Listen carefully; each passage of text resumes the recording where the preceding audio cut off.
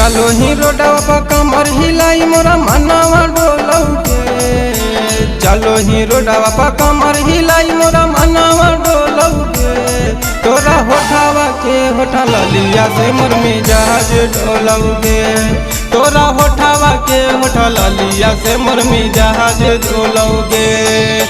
बेनो ही दूनु पौआ में पायल चम चम बाजौगे। बेनो ही दूनु पौआ में पायल छम छम बाजौगे। तोरा होठावा के होठा ललिया से मोर मिजाज डोलौगे। तोरा होठावा के होठा ललिया से मोर मिजाज डोलौगे।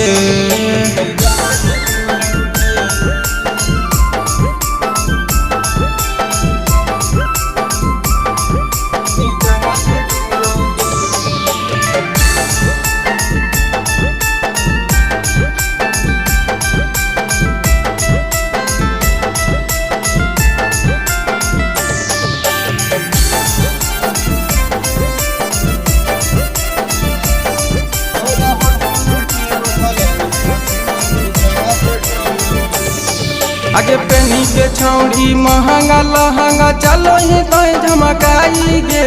कोना बाजार के मेकअप छौड़ी चलो ही तो लगाई गे।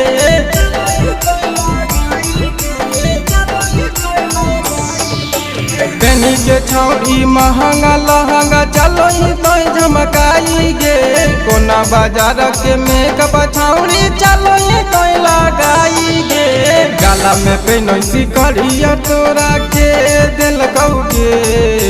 गाला में पेनोसी करिया तोरा के दिलकौगे। तोरा होठावा के होठा ललिया से मोर मिजाज डोलौगे। तोरा होठावा के होठा ललिया से मोर मिजाज डोलौगे।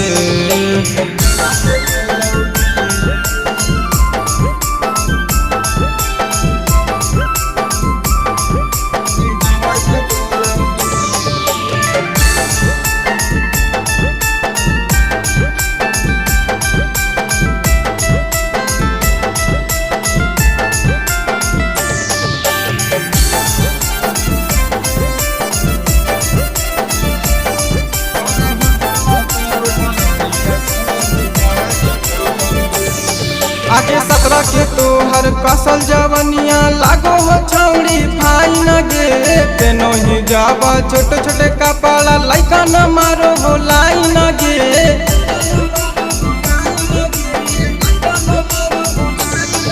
आगे 17 के तोहर कसल जवनिया लागो हो छौड़ी फाइन गे। पेनो ही जावा छोटे छोटे कपड़ा लइका न मारो हो लाइन गे।